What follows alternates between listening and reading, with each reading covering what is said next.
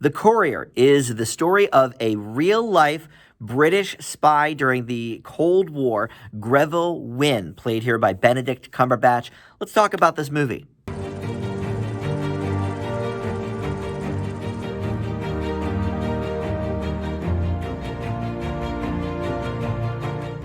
Hey everybody, Dan here, and this is Dan Reviews It, and welcome to my standalone spoiler-free review for the new movie, The Courier, in theaters now. Yes, I went to the movie theater to see a brand new movie. You can't get this on demand yet. You can't get it on Netflix or any of the streaming services. So let's talk about The Courier. Before we dive in, if you are new to Dan Reviews It, welcome. Thank you for finding my video. If you like this video, consider subscribing. I am this close to my 700th subscriber. I would love for that to be you.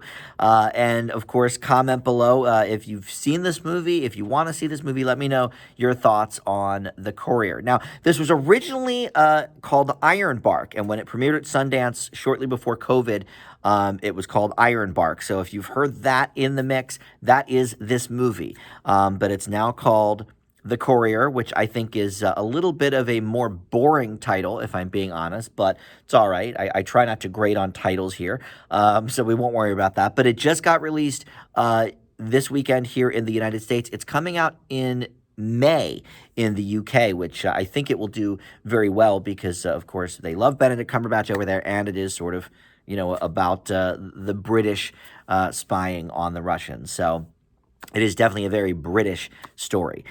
So let's talk about what this movie does well. Now, first of all, this is a spy movie about, like I said, this guy, Greville Wynne, who was just a British businessman. He was sort of an everyman that MI6 tapped to help them penetrate the Soviet nuclear program during the 60s Cold War.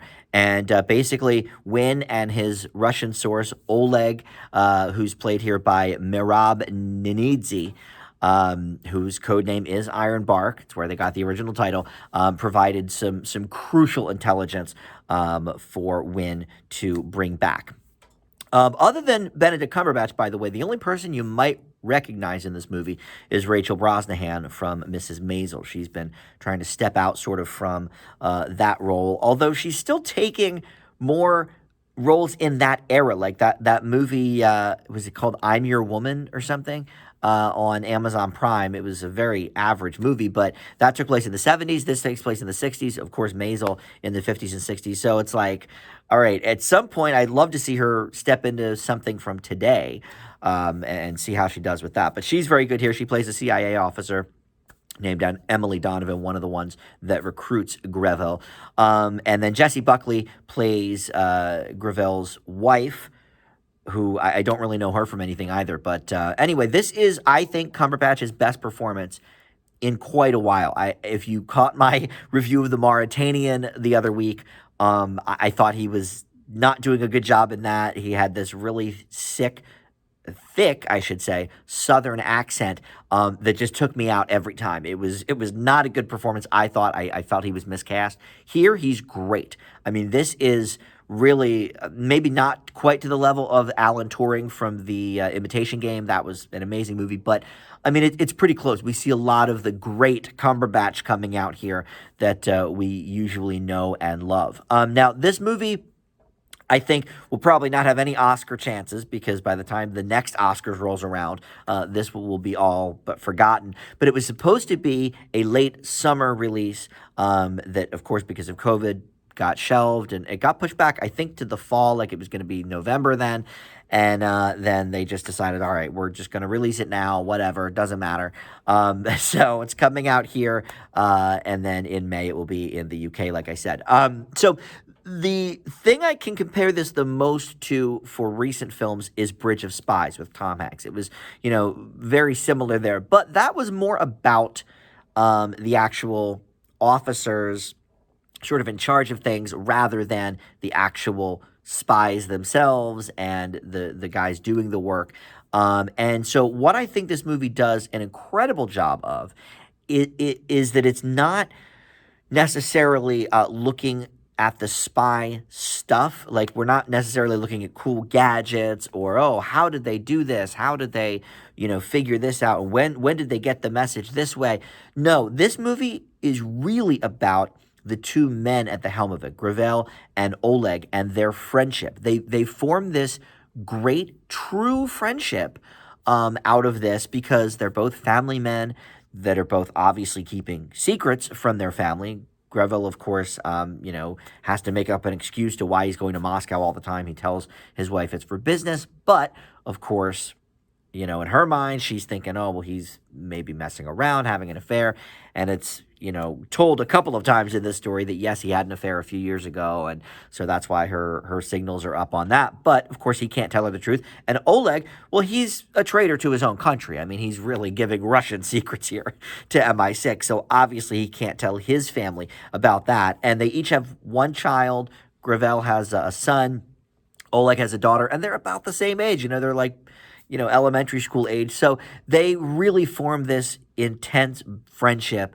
And because of that, when things start to go south, one of them does not want to let the other one down and just, let them languish there. They're like, nope, we got to stop this, and do right by this person. And so it almost turns into, well, I can't do spoilers here, but, Benedict Cumberbatch, let's just say that he has a pretty good task with this movie because not only is he, doing that sort of everyman spy kind of thing, but he has to be also quite strong and resolute in his character's choices, and Greville was a very brave dude. And so I'm glad they're telling his story here with this. The negatives I can think of for this movie is it does get a little bit heavy-handed towards the end. And I think that with all the Cold War stuff, I'm not a historian. I don't know a lot about history, to be honest. I should probably know more, but I don't. And I actually did get a little bit lost with some of the things they were talking about. They were doing a lot of Cuba stuff with the Cuban missiles there, and some other things that they were talking about. They didn't really telegraph that well, so a dummy like me couldn't really follow. But I still followed the story of the movie. Some of those details were a little bit lost for me. But look, this is a movie for like all the World War II and Cold War dads out there who love these kind of war movies that maybe don't get down to quite the nitty gritty of things. Like there's no real, violence here, or, sometimes in the World War II movies, it goes a little too far for me personally. But this is the kind of movie I think that you can really sink your teeth into because it's a character-driven piece. And I really appreciated that about this movie. And like I said, because it will be forgotten by next year's Oscars, I don't think we can expect Benedict Cumberbatch to get any awards love for this like he did for Imitation Game. But he does turn in a very good performance. One other thing I kind of liked about this movie, and it's sort of a shame that it stuck out to me, but people are smoking throughout this movie. Lots of cigarettes. And, we don't see that a lot, even in period piece movies like this. It was one of the big inaccuracies in Hidden Figures. One of my favorite movies is that, in the real world, everybody would have been smoking their butts off in the 60s. And, Kevin Costner, of course, has a gum addiction in that movie, which I think is supposed to replace cigarettes. But here, a lot of people were smoking a lot, and it was sort of odd to see that because we generally don't see it even in period movies anymore, because it sends a bad message. But look, it did happen. This is the era of smoking being so cool. So I thought that was sort of a nice little touch as well. And in that regard, they do have a lot of interesting set pieces and seemingly authentic even spy equipment and stuff, all of that seemed very authentic, seemed to make sense, and that kind of thing. So I liked that part of it as well. So overall, I thought this was a decent movie. It is not up to the level of Bridge of Spies for sure, but because it's so character-driven, I really like the way that they connected the Greville and the Oleg characters, so we could relate to them too, even though we're obviously not in the spy game, or at least I'm not. Maybe you are. Who knows? But all in all, I'm going to leave The Courier with a B. So that will do it. I try to keep these standalones to about 10 minutes, so we're about to hit that mark. So thank you for watching, and we'll see you back here next time on Dan Reviews It. Bye.